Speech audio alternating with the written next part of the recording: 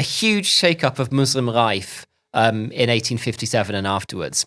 And that actually prompts a lot of new Islamic reformist movements because of this new context and this new attempt to ensure that Islam can survive going forward in this new context of colonial rule. So Deoband actually has moved on from being, a chiefly North Indian-centered movement among a small elite of learned Muslims, which is what it was when it started, to now something far more global with a very strong reach, not just across South Asia, because of course it's dominant in India as a movement, but also in Pakistan and Bangladesh as well, but also more widely in Sri Lanka and Afghanistan have strong offshoots of Deobandism in the Islam practice there.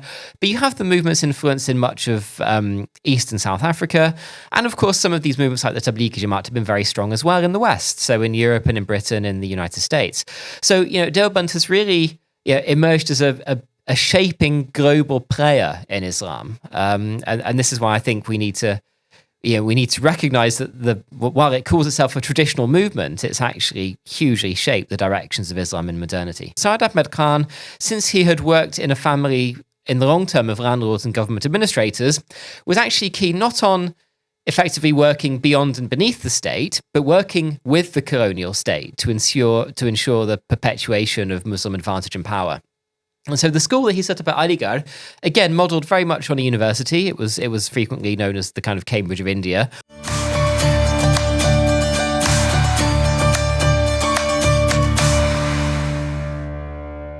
Welcome back to the Markfield Institute podcast. I'm really pleased to be able to introduce our next guest, Professor Justin Jones from the University of Oxford. Thanks so much for being here, Justin. Pleasure. Nice to be here. Thank you very much for having me. All right. So, Justin, your expertise is on Islam in South Asia. What was it that made you interested, or got you interested in Islam in South Asia? Were you a South Asianist that became interested in Islam, or someone that looked at Islamic studies and then started to study South Asia?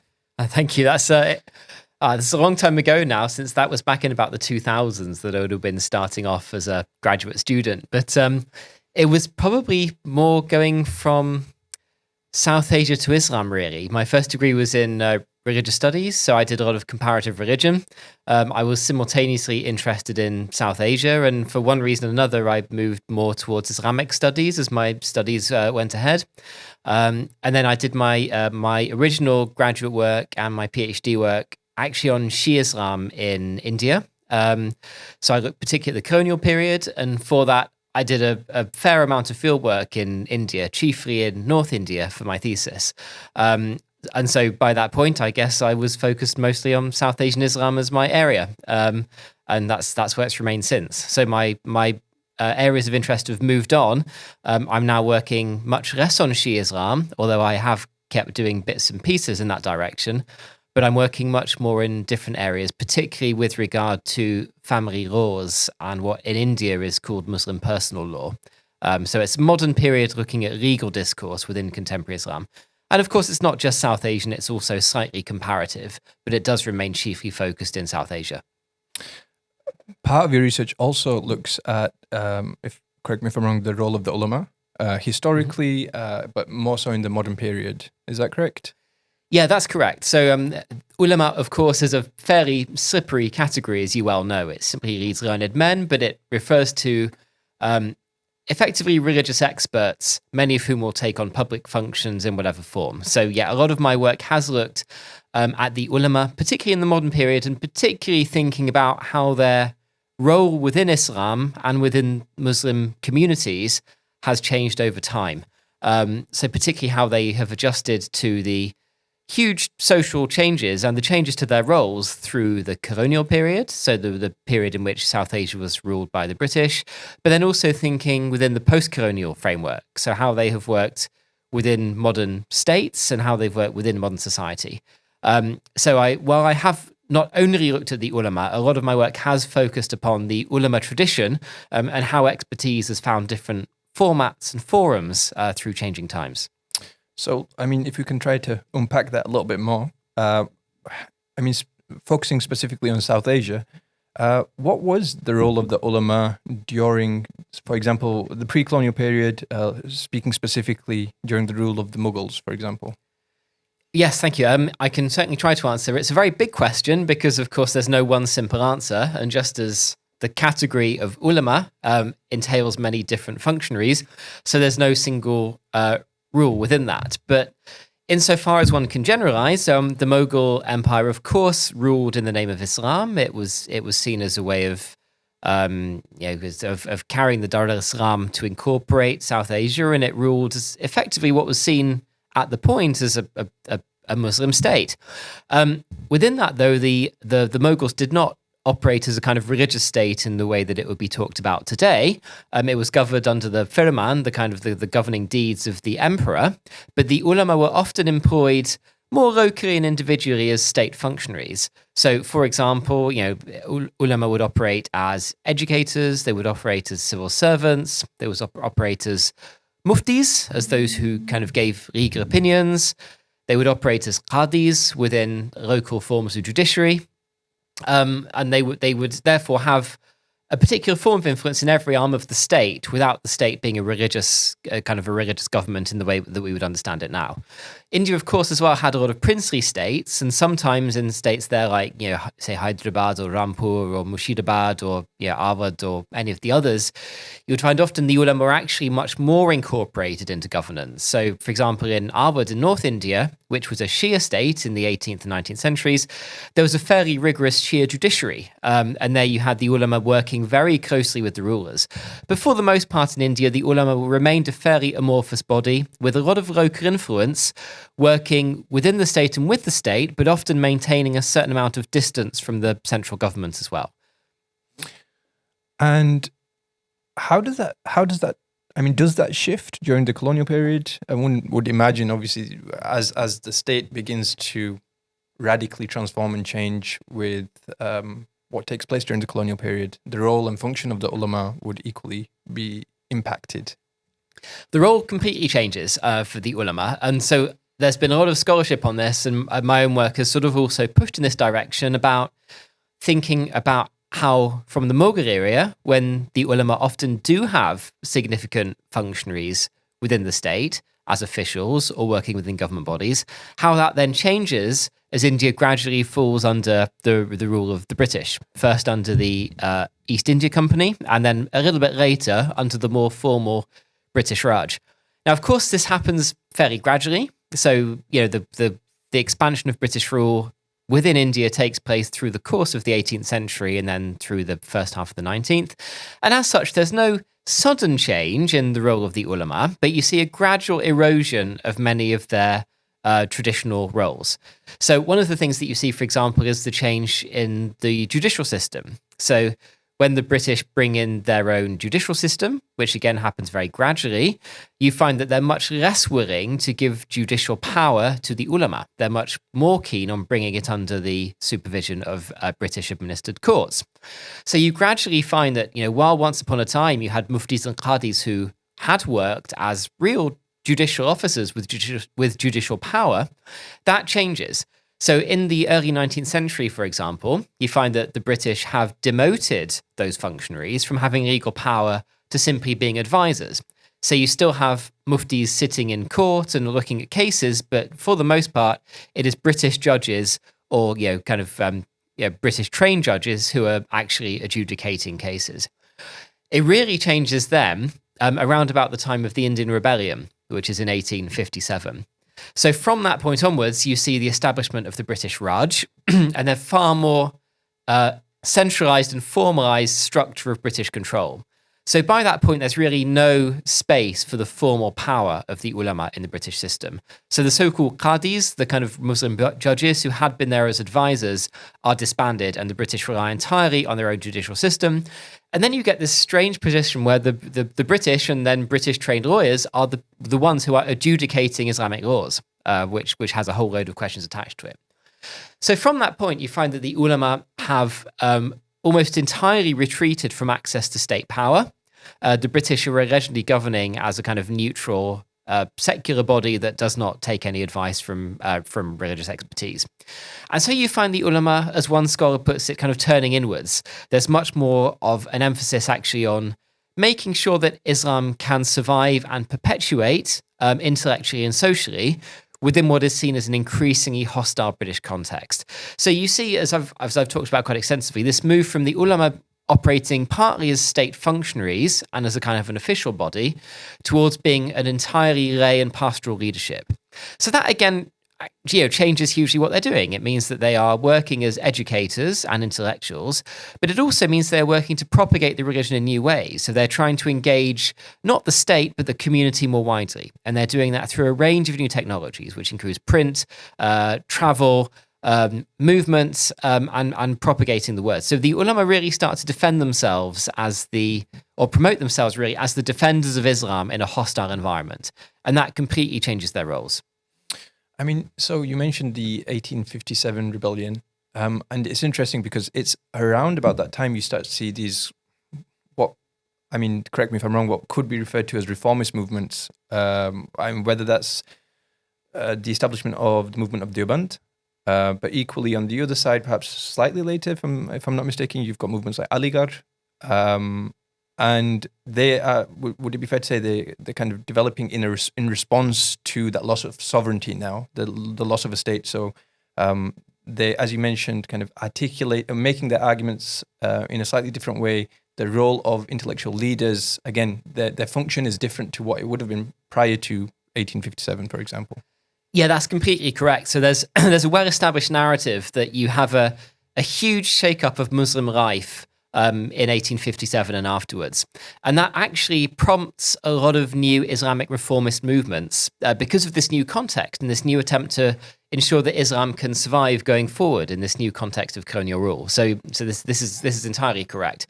And these reformist movements are not, very importantly, all working in the same direction, but they're actually, in many ways, pushing in very different directions. And that promotes not simply the revivalism itself, but an increasingly sort of vibrant context of sectarianism and disputation between different Muslim schools, which I can also say something about. But yes, of the movements you mentioned, one of the earliest and most important of these post-rebellion reformist movements was the madrasa set up at Deoband, which is a small town just north of Delhi. And this was set up by a series of Sufi sheikhs, chief among them Muhammad Qasim Nanautvi and Rashid Ahmad Gangohi, the latter of whom I've worked on quite closely. They set up a madrasa as a forum to preserve Islamic learning in this sort of difficult context. And there are a few important things about that madrasa. One is that they emphasized a very pristine notion of traditional Islamic knowledge. So their particular emphasis was on the teaching of Arabic. It was on the teaching of the traditional sources, such as the Hadith and the Sunnah, and it was about fiqh and jurisprudence. But that fiqh was directed mostly inwardly. So rather than talking about public and civil matters, which were no longer under the sway of the ulama in India, they increasingly turned towards thinking about issues such as ibadat, kind of personal worship and religious regulation before God, and also muamalat, the idea of social relations. So thinking about things like family law and social etiquette and things that people could do in their private lives without the state being involved. So, and another important point about the madrasa was it, in many ways, it actually, while sticking to a very traditional curriculum of Islamic knowledge, it imbibes certain ideas from colonial schools and colonial universities. So, for example, it has a formal curriculum.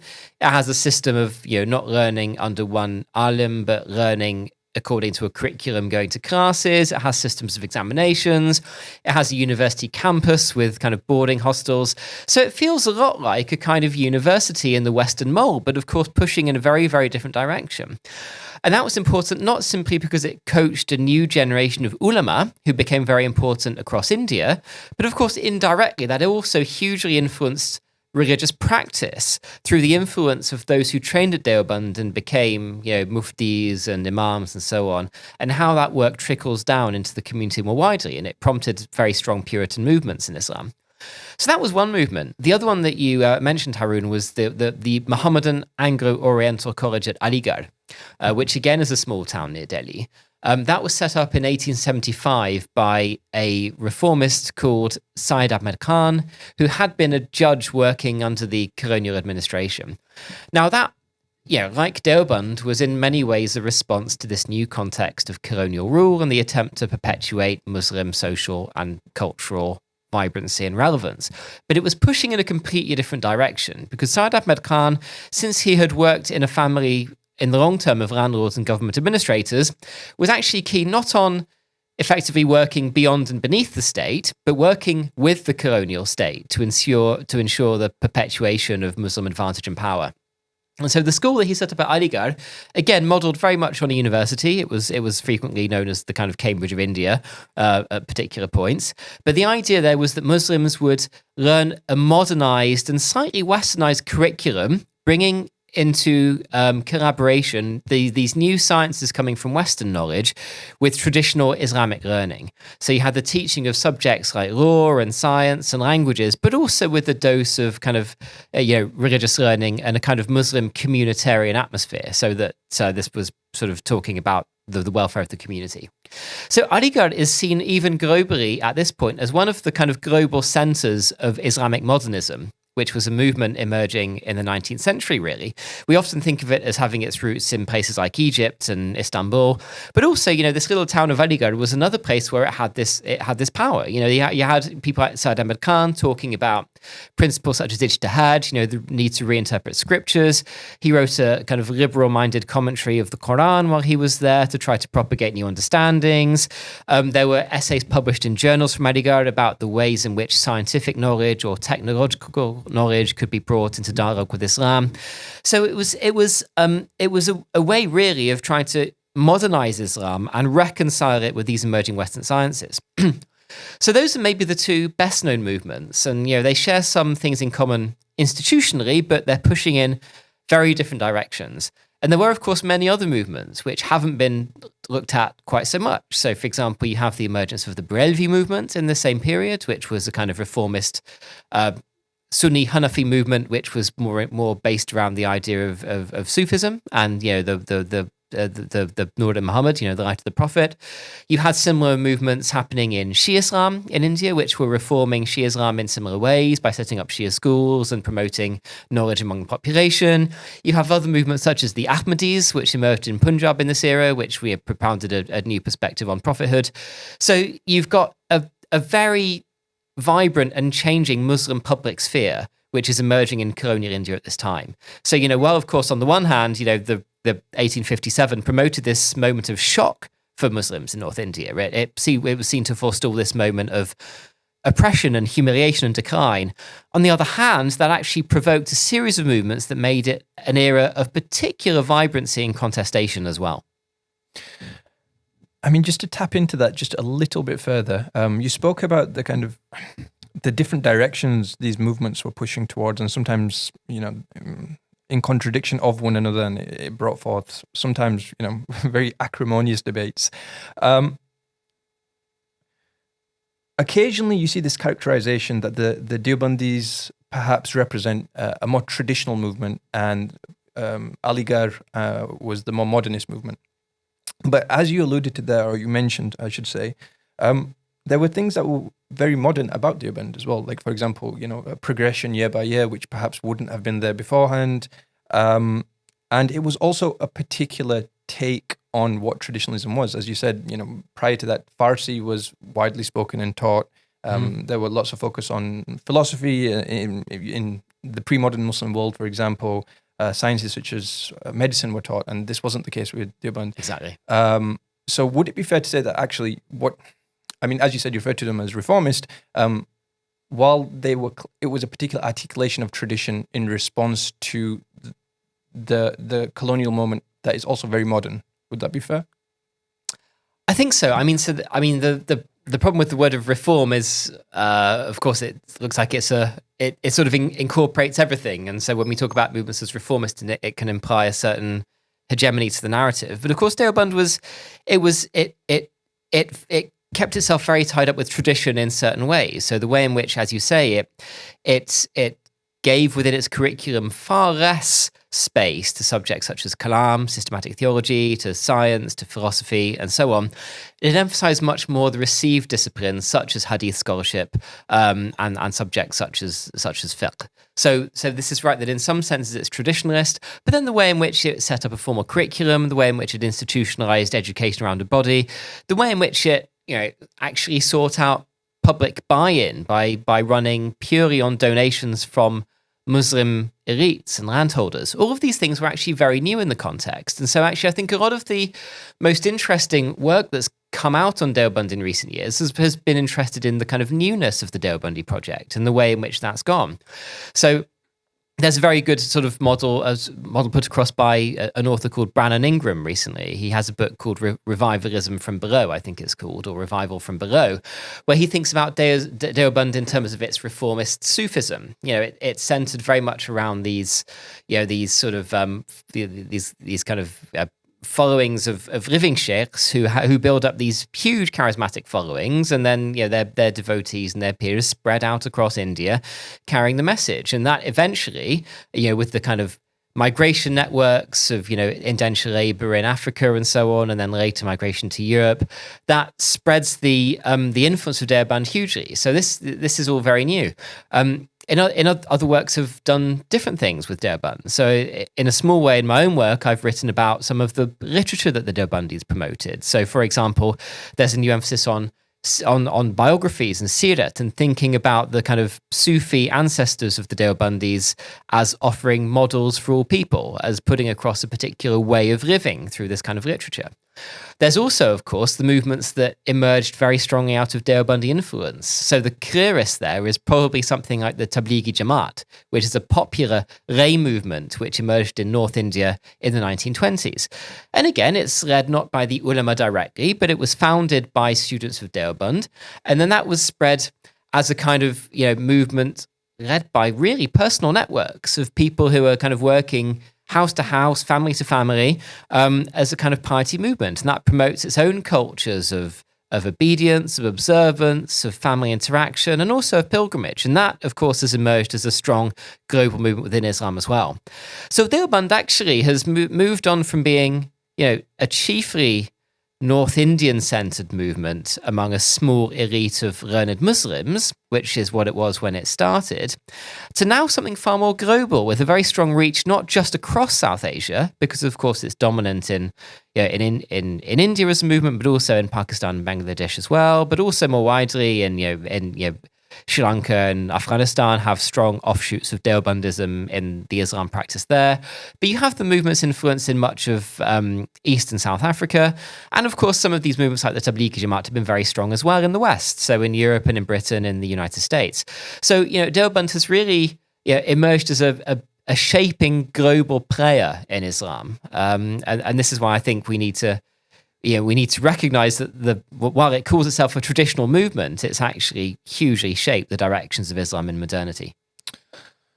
Okay. And on that point then, in terms of global influence and some of the things that are happening now in the contemporary world, you mentioned the kind of shift during the colonial period in terms of the role of the ulama.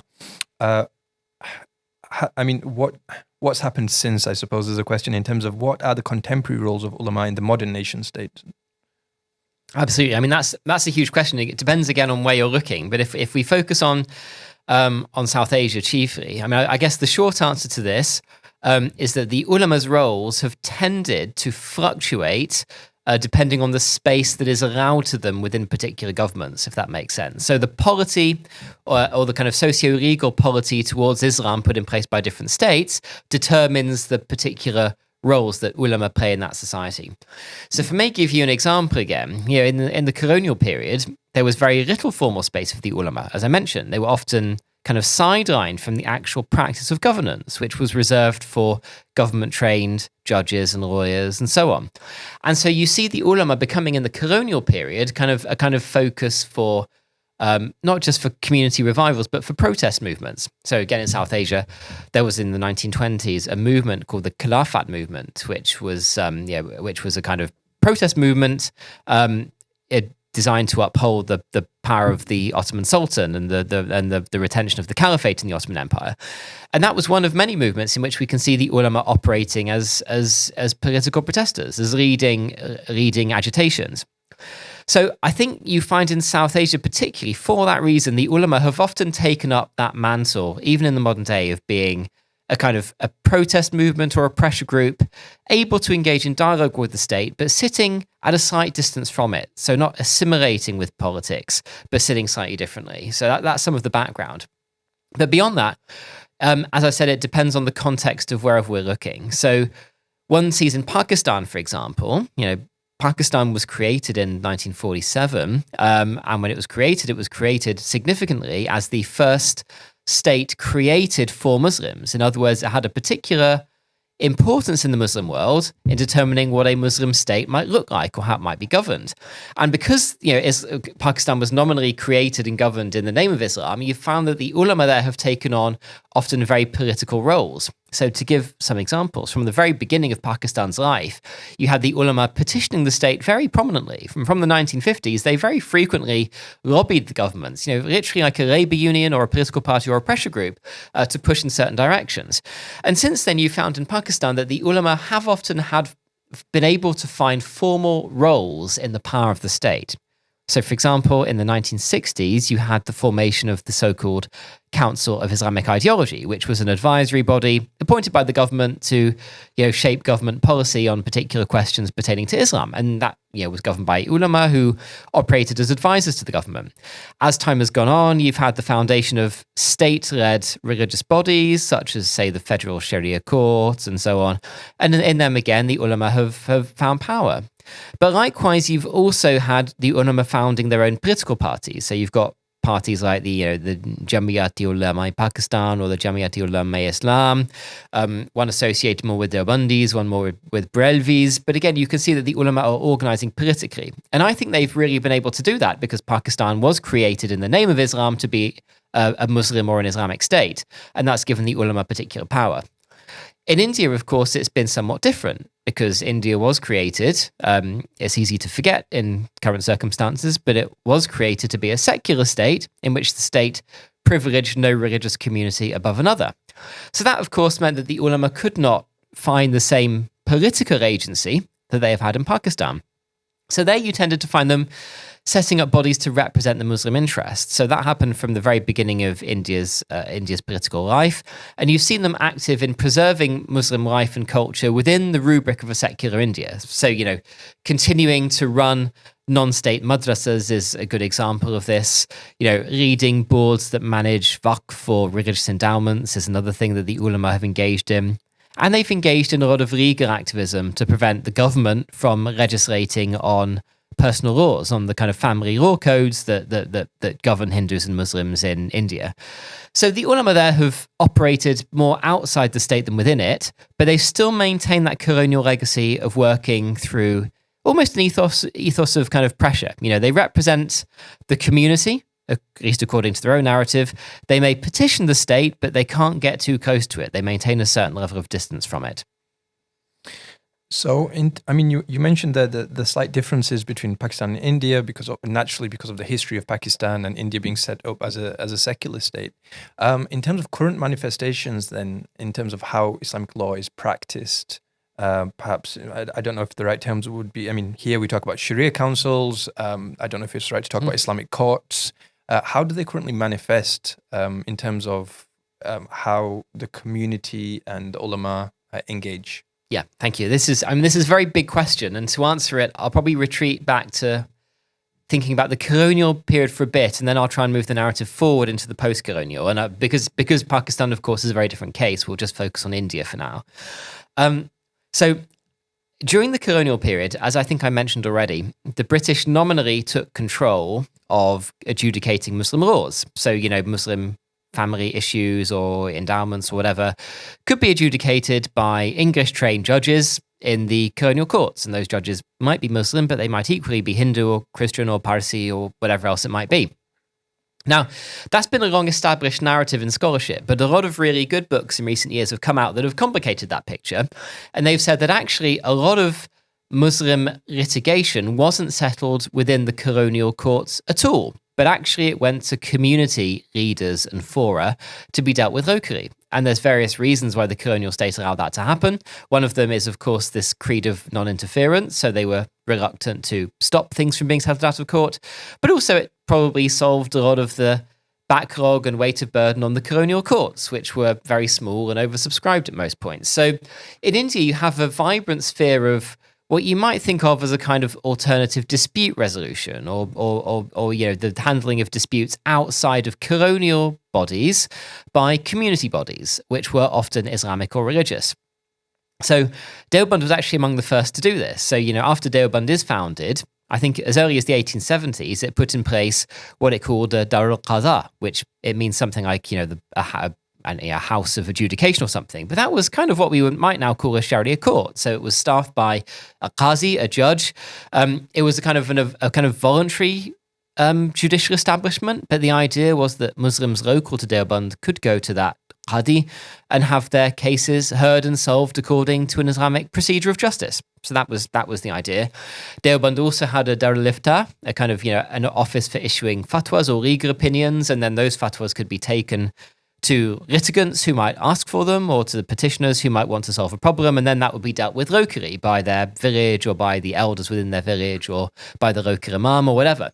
So you have this very vibrant sphere of non-state law emerging in colonial India when allegedly the law was very strong by the traditional narrative. Now that gives rise kind of by the interwar period to very established networks for resolving legal problems within the Muslim community itself. So the clearest example, actually, was an organization called the Amarat-e-Sharia, which means the Islamic Emirate, really, which was set up in 1921 in the North Indian state of Bihar by a number of scholars who were Sufis attached by learning to Deoband again. And the Amarat-e-Sharia set up a number of courts. I think in the first instance it was maybe half a dozen, but then that's grown into several dozen by now. When those courts were effectively tried to solve Muslim disputes out of court entirely. So they would handle divorce cases, they would handle inheritance, they would handle property disputes, they would handle all kinds of of charges. They would have no standing in formal legal discourse. The colonial state did not recognize them. But you find that very often the colonial state was actually very happy for these courts to run the procedure, and very often colonial courts recognized their decisions in their own judgments. So they had no formal recognition, but informally they had considerable standing. Now, after independence, you find that actually, if anything, that non-state dispute resolution network grows rather than diminishes, and the post-colonial state seems mostly content for it to operate. So through the 1950s, 1960s, 1970s onwards, India really, not just the Amarat-e-Sharia, but across India, has many dozens of so-called Dar al-Qadhas, these kind of Sharia councils. All of them are very active. They handle particularly divorce cases, but any number of other issues as well. And of course, the point here is that Muslims may choose to go to them rather than the courts of a state, which might be seen as, either illegitimate or hostile or slow or expensive or culturally alien. So there's been quite a lot of literature on these Sharia councils in India in recent years, and a lot of it has made some variation on this argument that these provide an important legal service in handling many of these cases. Many Muslims choose very openly to go to these fora rather than going through the official court system. And they operate according to what they see as a kind of Islamic adjudication process, because they are staffed by qazis who refer chiefly to versions of Hanafi fiqh in implementing their decisions. So it's a vibrant area of study, and of course it raises all kinds of interesting questions about what can be called legal interlegality or legal intersectionality. How do people move between institutions? And you find some cases, for example, where cases will go to an informal state body, and that it will not be solved there. So then it ends up in a state court of some form. But you also see it going the other way. You see state courts kicking back some issues into this informal system and asking people to resolve them locally and possibly even upholding those decisions. So it's a complex, murky system. Some scholars have referred to this as forum shopping. The idea is that litigants might actually move between a series of different legal institutions, and it's very much alive. And the work on this sphere is growing. But there's a lot to be done. Yeah, no, I mean, it sounds really fascinating, and it got me thinking about an example of this. I mean, I remember reading it maybe a few years ago now, the conversations about the talak issue in India, And I wonder, was there a legal prohibition regarding the three talaqs? And in terms of how, again, I don't know if you can speak to, how did the Sharia courts react to that, or the Islamic courts react to that kind of legal prohibition? Would it have impacted the way communities are functioning, or? Thank you. That's a good question. And the whole talak issue has been a thorn in India's side, really, for many decades. And it's worth giving it a bit of context. So the practice of triple talak is one that exists in many of the kind of old Hanafi legal literature. And it refers to the idea that a man may effectively issue a unilateral instant divorce by saying the word talak 3 times to his wife. There's certain protocols, it needs to be witnessed and so on. But the idea really is that divorce can happen instantly and unilaterally.